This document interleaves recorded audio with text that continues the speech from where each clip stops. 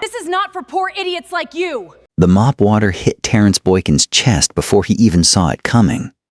Gray, soapy, smelling like bleach and old rubber floor mats, soaking straight through his faded gray hoodie and down into the waistband of his jeans. "Watch where you're standing," the woman said. She didn't apologize. She didn't even look at him directly. She just stepped around the puddle she'd created, rolled the mop bucket toward the showroom door, and walked away like he was a misplaced traffic cone. 20 feet away, a woman near the customer lounge had her phone up, already recording. Terrence stood there in the middle of the showroom floor of Crown Charlotte Auto Group, dripping, surrounded by $80,000 trucks gleaming under showroom lights, and said nothing. He had been standing in that exact spot for 11 minutes. Nobody had greeted him. Nobody had asked if he needed help. The manager, Diane Pruitt, had walked past him twice already, once on the phone, once carrying a clipboard. And both times her eyes had passed over him the way eyes pass over a stain on a carpet you've decided not to deal with today. She had no idea what she'd just done. She had no idea who was standing in her showroom, soaked in mop water, dressed like a man with nowhere else to be. And she was about to find out, in front of everyone. Before we begin tonight, where are you watching from and what's the time over there? Take a moment to support us by hitting the subscribe button. Let's make this video go viral. Like, comment, and share with others. Terrence Boykin had built his life on a principle his grandfather taught him on a gravel lot in Gastonia, North Carolina, back when the only car he owned was a 1987 Buick Regal with a cracked windshield and 140,000 miles on the odometer. His grandfather, Otis Boykin, had run a small used car lot for 26 years. 6 cars at a time, sometimes fewer, sold off a half-acre of dirt with a hand-painted sign that read Boykin's Quality Autos in letters that had faded from black to gray by the time Terrence was old enough to read them. Otis had a rule he repeated so often it became less of a sentence and more of a heartbeat in the family. You can tell everything about a man's character by how he treats the person he thinks can't do anything for him. Terrence had heard that sentence at 6 years old, sweeping the gravel lot for nickels his grandfather hid between the rocks. He had heard it at 14, washing cars after school for $2 a vehicle. He had heard it at 19, the week before Otis died of a heart attack behind the register of that same lot, sitting in a folding chair he'd had for longer than Terrence had been alive. He never stopped hearing it. Terrence was 41 years old now. He had built something his grandfather would not have recognized in scale, though he would have recognized it instantly in spirit. Boykin Auto Group owned 11 dealerships across the greater Charlotte, North Carolina region. Ford, Toyota, Chevrolet, 2 luxury import brands, generating just under $640 million in annual revenue. He employed 1,400 people. His name appeared on the Charlotte Business Journal's list of the region's most influential executives for 6 consecutive years. He did not look like what people expected when they heard the name Boykin Auto Group.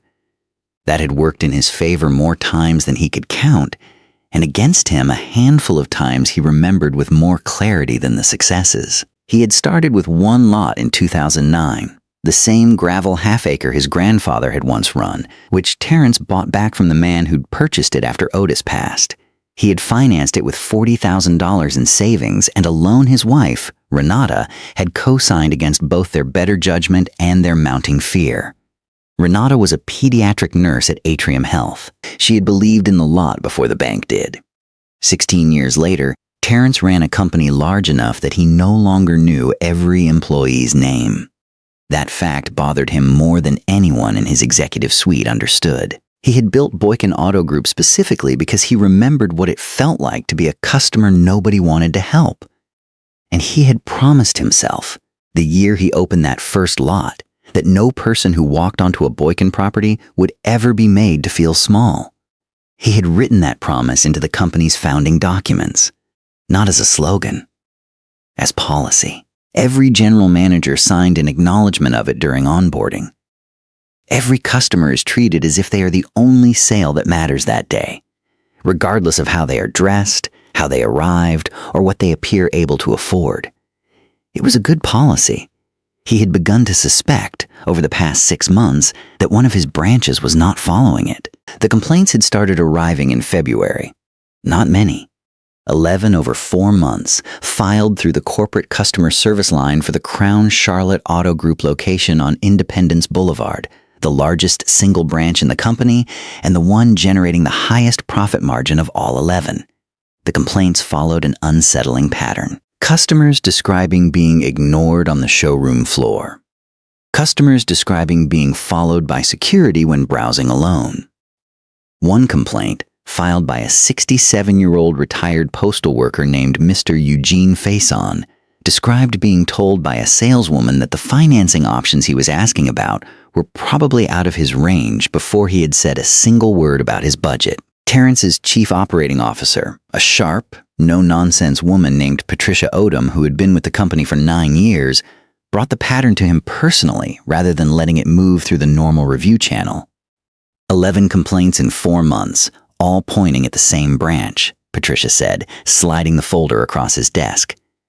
Same manager named in 9 of them, Diane Pruitt. Terrence read through the file slowly. He recognized Pruitt's name. She had been promoted to branch manager 18 months earlier after strong sales numbers at a smaller Crown location. Strong numbers. He had approved the promotion himself, based on a spreadsheet, the way most large promotions get approved in companies that have grown past the point where the owner shakes every employee's hand. "You want to send someone undercover?" Patricia asked. "Corporate compliance can run a mystery shopper audit. We've done it before." Terrence closed the folder. "No," he said. "I'll go myself." Patricia studied him for a moment. "Terrence, you're the face of this entire company. If something goes wrong..." "Nobody at that branch has ever met me in person," he said. "I bought it through an acquisition 2 years ago. I've never set foot on that lot." He paused. "And that's exactly the problem. I built this whole thing so nobody would ever feel what I felt sweeping that gravel lot for my granddad. And I haven't set foot in half my own locations in years." He stood up, walked to the closet in the corner of his office, the one that held a single change of clothes he kept for the rare occasions he helped move inventory himself, and pulled out a faded gray hoodie, a pair of worn jeans, and a pair of sneakers that had seen better years. "I'm not doing this for theater," he said. "I'm doing this because my grandfather told me something when I was 6 years old, and I think I forgot to keep checking on it." He drove to the Crown Charlotte location on Independence Boulevard in his own personal truck. A 10-year-old Tacoma with 130,000 miles, the only vehicle in his entire personal fleet that didn't carry a dealer plate. He parked it at the far end of the customer lot, deliberately, between 2 older sedans rather than near the entrance where the newer trucks sat gleaming under the lights. He walked into the showroom at 11:42 on a Tuesday morning. Nobody looked up. A salesman near the front desk glanced at him for less than a second, registered the hoodie and the jeans, and went back to his phone. Another employee walked past him close enough that their shoulders nearly touched and did not acknowledge him at all. Terrence stood near a silver SUV with a sticker price of $52,000 and waited. 3 minutes. 5 minutes. 8. He had run dealerships long enough to know the rhythm of a showroom floor. The way attention moved toward certain customers and slid past others. The way a sales staff could make a room feel like the warmest place in the city for one person and the coldest for another, sometimes in the same 60 seconds. He had not expected, after 16 years of writing the policy himself, to feel exactly what Mr. Eugene Faison had described in his complaint. He had not expected it to feel this familiar. At 11 minutes, a woman in a navy blazer with a laminated name badge that read Diane Pruitt Hit, branch manager, came around the corner pushing a yellow mop bucket, talking on her phone, looking down at her clipboard instead of where she was walking. She never saw him standing there. The bucket tipped. The gray water surged sideways and hit him square in the chest. Diane Pruitt did not stop walking right away. She felt the bucket tip. She heard the splash. She registered, somewhere in the periphery of her attention, that water had gone somewhere it shouldn't have. But her eyes were on her clipboard, and her phone was pressed between her shoulder and her ear, and the voice on the other end. Her regional sales coordinator, asking about Q2 numbers, did not pause for spilled mop water. It was only when she heard a woman near the customer lounge say, "Oh my God, are you okay?"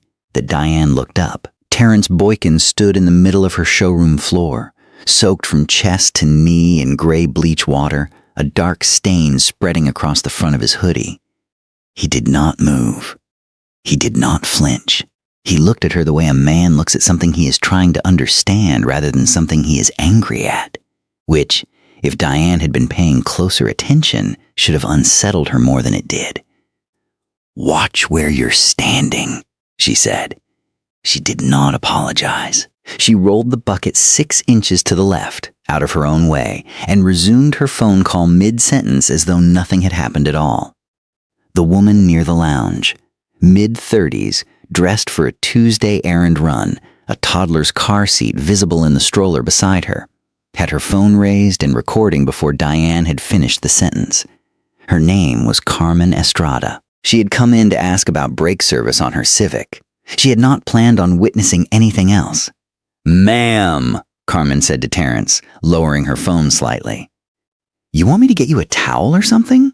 That's not okay. What just happened?" Terrence looked down at his soaked hoodie, then back up. "I'm all right," he said quietly. "Thank you." He did not raise his voice. He did not demand to see a manager. He simply stood there for a moment, taking in the room. The way 2 salesmen near the F-150 display had watched the entire scene without moving.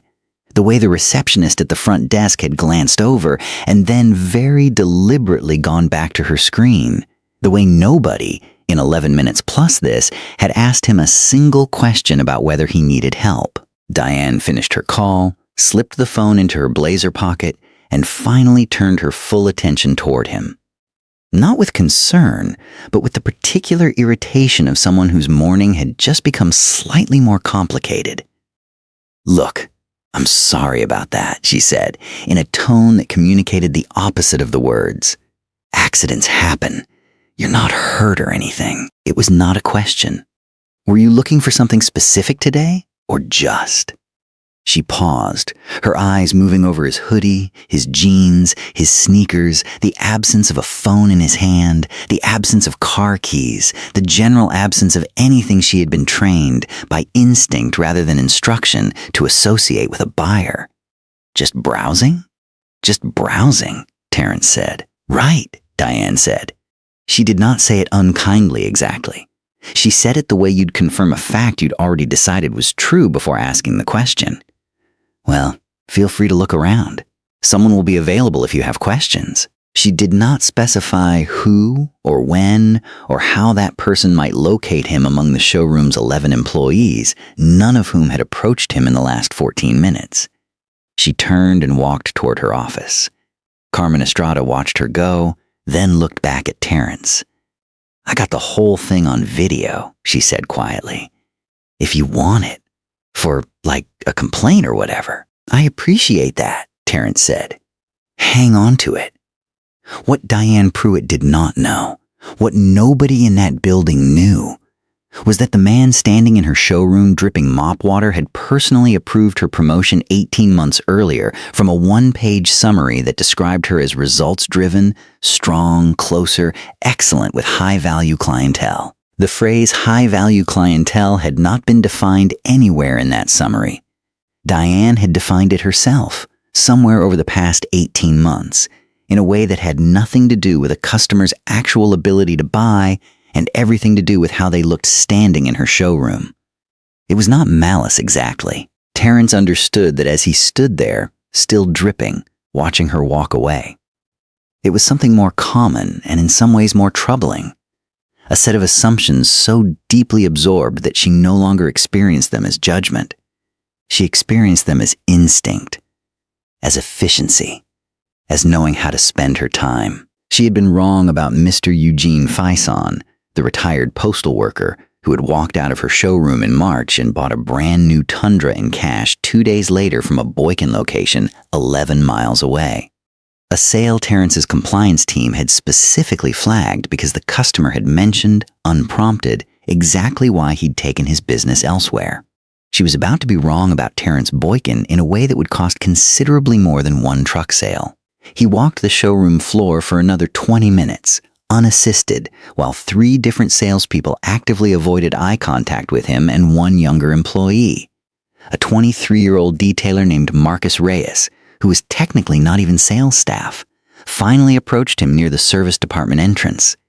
"Hey, you good, man?" Marcus asked. "I saw what happened out there. That was messed up." "I'm fine," Terrence said. "You work here?" "Detail department. 6 months now." Marcus glanced back toward the showroom floor, lowering his voice slightly.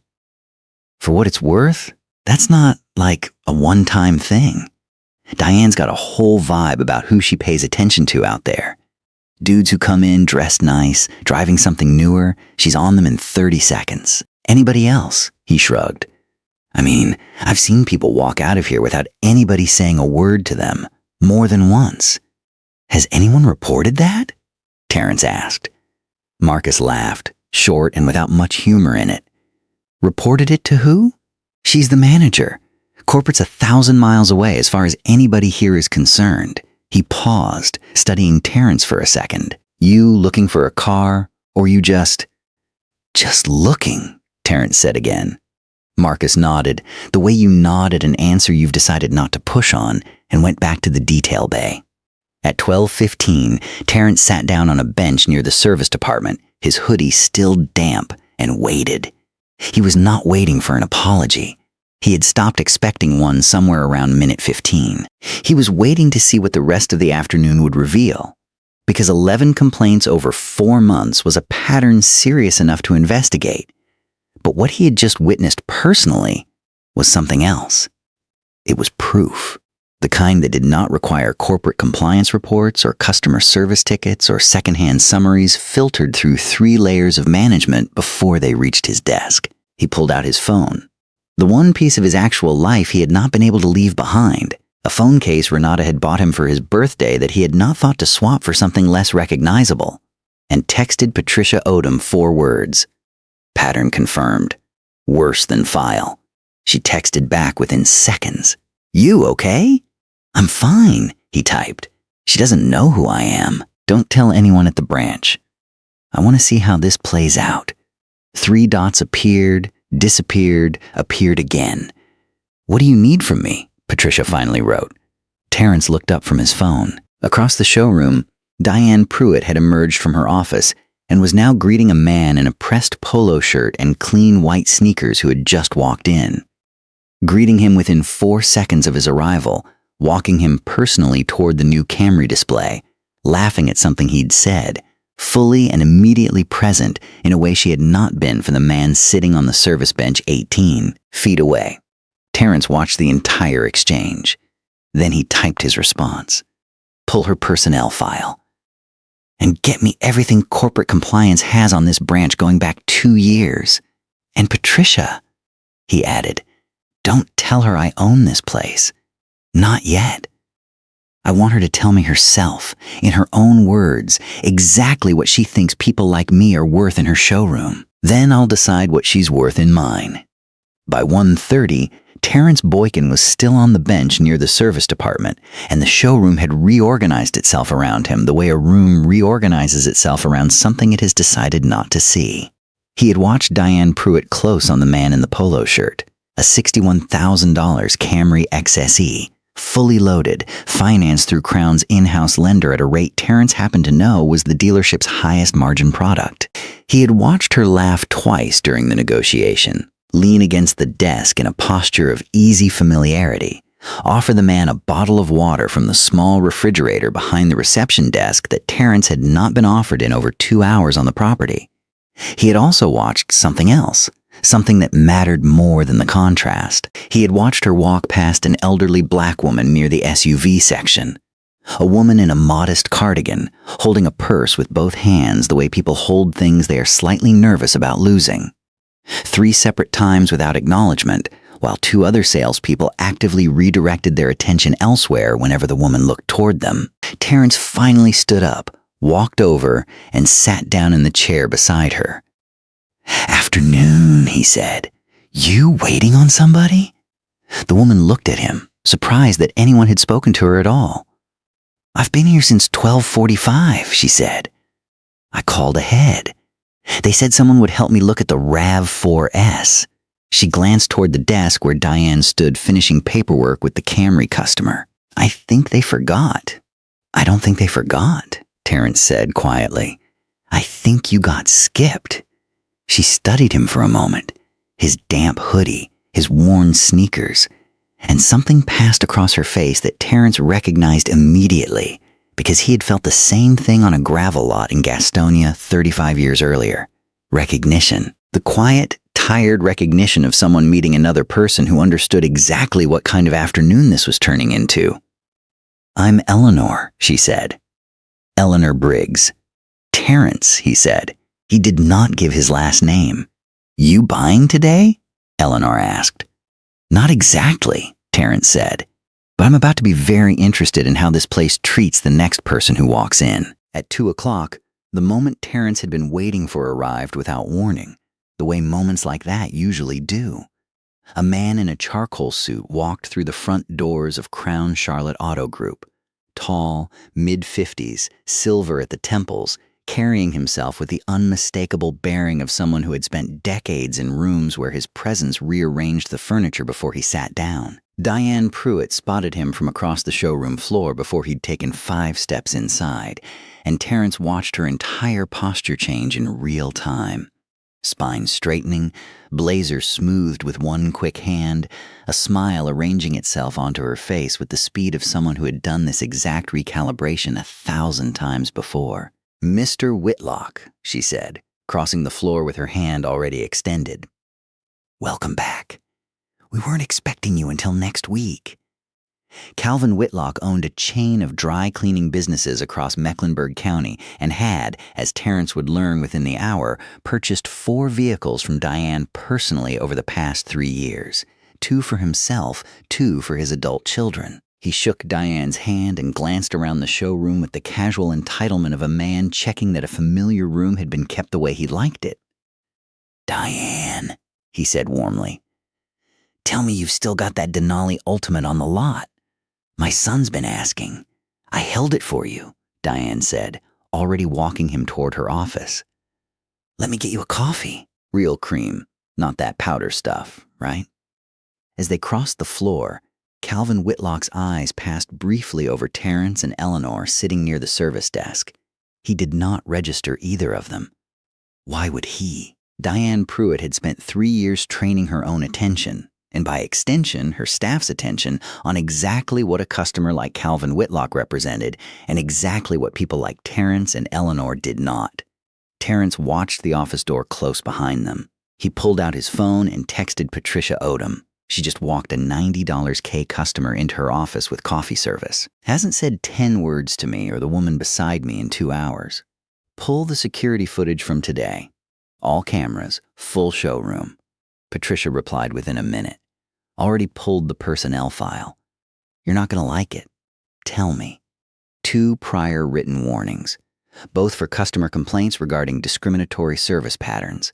That's the exact phrase HR used. Both warnings were issued by her direct supervisor at the time. Both were resolved with a verbal coaching session. No further action.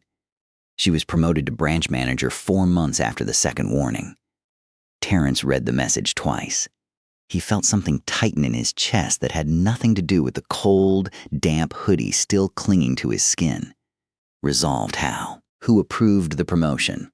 Regional VP at the time, Bill Kasner. He retired last year. Terrence sat with that for a long moment. The system had not simply failed to catch Diane Pruitt. The system had seen her, twice, in writing, and had decided the version of her that closed high-margin deals with men like Calvin Whitlock was worth more than the version of customer experience he had personally written into the company's founding policy.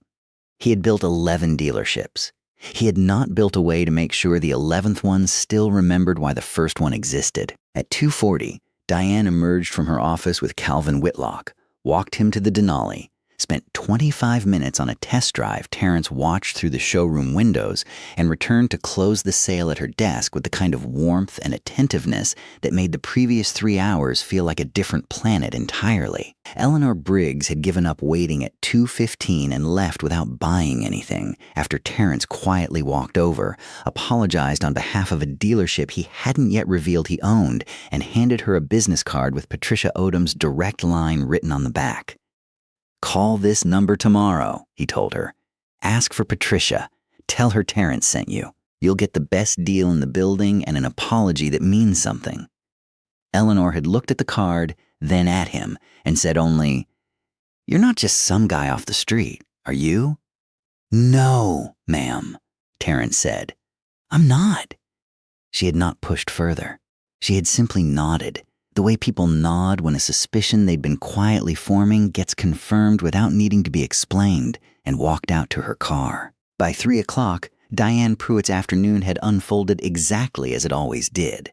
Closing easily with the customers she'd decided were worth her time, moving past everyone else as if they were furniture in a showroom she had stopped actually seeing. She had not thought once more about the man she'd soaked in mop water 4 hours earlier. He had become, in her memory, a minor inconvenience she'd already filed away and forgotten, the way you forget a paper cut by the end of the day it happened. She had no way of knowing that Carmen Estrada's video had already been sent to Patricia Odom's email, forwarded by Terrence himself with a single line of text. "Hold on to this. We'll need it." She had no way of knowing that her personnel file, 2 written warnings, 1 quietly buried promotion, was open on a laptop screen in Patricia Odom's office 11 miles away. She had no way of knowing that the security footage from all 6 showroom cameras covering the last 4 hours had already been pulled and time-stamped, cataloging every customer she'd ignored and every customer she'd courted, laid out in a pattern so clean it would have made a compliance training video if the company hadn't been actively trying to avoid needing one. And she certainly had no way of knowing that at 3:15, a black Range Rover with a Boykin Auto Group executive parking placard pulled into the lot. Not through the customer entrance, but through the side gate reserved for corporate visits. And that the woman stepping out of it, walking briskly across the asphalt with a tablet under her arm, and an expression that suggested she had not slept particularly well planning this exact moment, was Patricia Odom. Diane looked up from her desk as Patricia walked through the showroom doors. She did not recognize her immediately. Corporate visited so rarely that most of the staff at Crown Charlotte would not have recognized the chief operating officer of their own parent company if she'd been standing at the next desk for a week. But Terrence Boykin, still sitting on the bench near the service department in his damp gray hoodie, stood up. And Diane Pruitt's eyes moved from Patricia to the strange man in the hoodie she'd been ignoring all afternoon, and back to Patricia again. Watching with the first real flicker of unease she'd felt all day as the two of them walked toward each other, and Patricia said, loud enough for the entire showroom to hear, "Mr. Boykin. Sorry it took me a minute. Traffic on Independence was brutal." The showroom went quiet the way a room goes quiet when it realizes, all at once, that it has misread something badly. Diane Pruitt stood up from her desk so fast her chair rolled backward and hit the cubicle wall behind her. "Mr. Boykin?" Her voice cracked on the second syllable. "As in, the Boykin? Boykin Auto Group? That's right," Terrence said. His voice was even unhurried, the same tone he'd used all afternoon when nobody in the building had thought he was worth the breath. He walked toward her desk, Patricia falling into step beside him, and stopped close enough that Diane had no choice but to look directly at him. Really look, for the first time all day, at the man she had soaked in mop water at 11:53 that morning and dismissed as someone with nowhere better to be. "You," Diane started, then stopped. Her eyes moved frantically across the showroom floor, as if hoping some explanation might be sitting on one of the desks. "Sir, I am so sorry. I had no idea if I had known who you were." "That's exactly the problem," Terrence said quietly. "You shouldn't have needed to know who I was." The showroom had gone fully silent now. Two salesmen near the F-150 display had stopped pretending to work. Marcus Reyes, the young detailer who'd checked on Terrence earlier, stood frozen near the service entrance with a microfiber towel still in his hand. Carmen Estrada, who had come back 20 minutes earlier to ask about her brake service appointment, her phone once again instinctively rising, stood near the lounge, recording. "I've owned this dealership for 2 years," Terrence said. "I bought it in an acquisition. I never came down here in person because I trusted the people I promoted to run it the way I built this company to be run." He paused. "I came in this morning dressed exactly like this because corporate logged 11 complaints about this branch in the last 4 months. 9 of them named you specifically." Diane's face had gone the color of the showroom's white tile floor. "I stood in your showroom for 11 minutes before you poured mop water on me," Terrence continued. "Nobody approached me. Nobody asked if I needed help. You walked past me twice on the phone. And when the water hit me, you didn't apologize. You asked if I was just browsing, in a tone that made it very clear what you'd already decided about me before I said a single word. Sir, that's not." Diane's voice had gone thin, panicked. "I treat every customer the same. I would never. You closed a $90,000 deal with Calvin Whitlock 2 hours ago," Terrence said.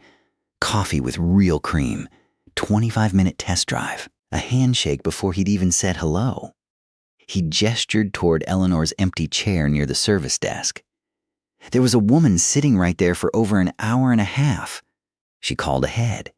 She told your staff she wanted to look at the RAV4S. Nobody walked her onto the lot. Nobody offered her water. She left without buying anything because nobody in this building thought she was worth 5 minutes." Patricia stepped forward, tablet in hand. "Diane, I want to be transparent with you," she said, her voice carrying the practiced calm of someone who had delivered hard news in conference rooms for 9 years. "This isn't the first time your name has come up. There are 2 prior written warnings in your file, both citing discriminatory service patterns. Both were closed with a verbal coaching session and no further documentation. You were promoted to branch manager 4 months after the second one." Diane said nothing. There was nothing left to say that wouldn't make it worse. "I want you to understand something," Terrence said, and for the first time his voice carried something heavier than calm. Not rage, but the weight of a much older disappointment. "My grandfather ran a 6-car lot on a half-acre of gravel in Gastonia. He used to tell me you can learn everything about a man's character by how he treats the person he thinks can't do anything for him." He looked around the showroom. At the salesman who'd ignored him, at the silent staff who'd watched it happen and said nothing. "I built this company so that nobody would ever stand in one of my showrooms feeling the way I felt sweeping that gravel lot for nickels when I was 6 years old. And today, in my own dealership, soaked in your mop water, that's exactly how I felt." Diane's eyes were wet now. "I'm sorry," she said. "I am so sorry. Please, I have 2 kids. I can't lose this job." Terrence looked at her for a long moment. He did not enjoy this. That was the part Patricia would mention later, describing it to Renata that evening, that he hadn't looked triumphant standing there. He'd looked tired, in the specific way of a man confronting proof of something he'd hoped wasn't true. "You're not losing your job because you made a mistake pouring that water," he said. "Accidents happen, and if that had been the only thing that happened today, we'd be having a very different conversation, and you'd still be employed here tomorrow." He paused. "You're losing your job because of how you responded to it. Because of who you served with coffee and who you let sit for 90 minutes without a word. Because 2 written warnings already told you exactly what this looked like, and you decided the deals were worth more than the lesson." "Patricia will walk you through the separation paperwork," Terrence said. "Effective today." The video Carmen Estrada had filmed, both the original mop water moment and 20 seconds of the confrontation that followed, was online by that evening, posted with the caption, "The manager had no idea who she just dumped mop water on." By the next morning, it had 1.2 million views. By the end of the week, it had crossed 14 million, picked up by 3 separate news outlets in Charlotte and reposted by accounts with no connection to the dealership at all, simply because the moment carried something rare. A clean, undeniable, camera-confirmed reckoning that needed no narration. Boykin Auto Group's corporate office received over 3,000 emails that week. Most of them were from strangers. A surprising number were from former employees at other branches, describing patterns they had seen and never reported because, as one email put it, nobody at corporate ever seemed like they'd actually listen. Terrence read every one of them personally over the following month. He instituted something new across all 11 dealerships, a quarterly, unannounced in-person visit conducted by himself or a member of his executive team, dressed exactly as a customer might be dressed on an ordinary Tuesday. No advance notice, no exceptions, no executive parking placard visible until the visit was already complete. He called it, internally, the Gravel Lot Standard. Patricia thought the name was a little sentimental for a corporate policy document. Terrence kept it anyway. He personally called Eleanor Briggs the following week. She came in on a Saturday morning, was greeted at the door by Marcus Reyes, who had been promoted, at Terrence's direct request, into a customer relations training role after the way he'd checked on Terrence that day, and drove off 4 hours later in a RAV4 Limited, financed at the company's best available rate, with a follow-up call scheduled for 30 days out to make sure everything was running the way it should.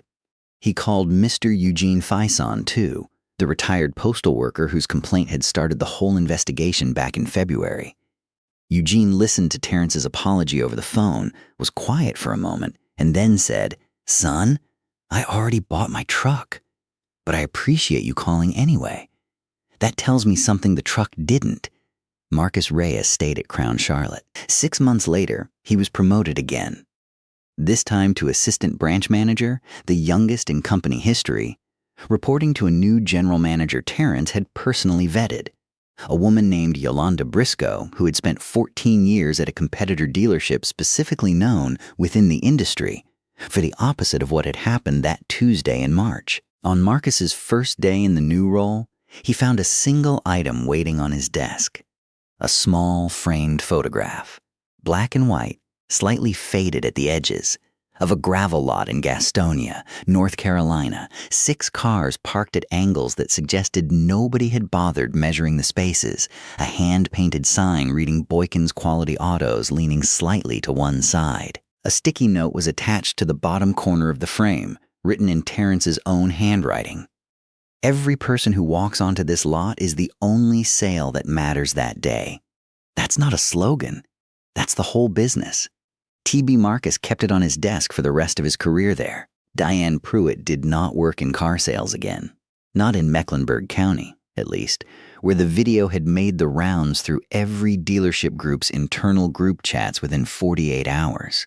What she did with the rest of her life, Terrence never followed closely enough to know.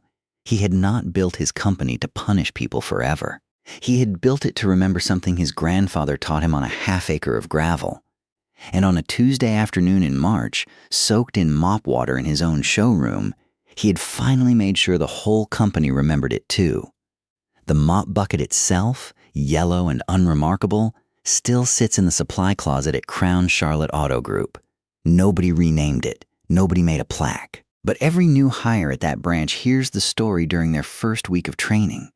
Not as a cautionary tale about a woman who got fired, but as the answer to a question Terrence now asks personally during every executive onboarding session he runs.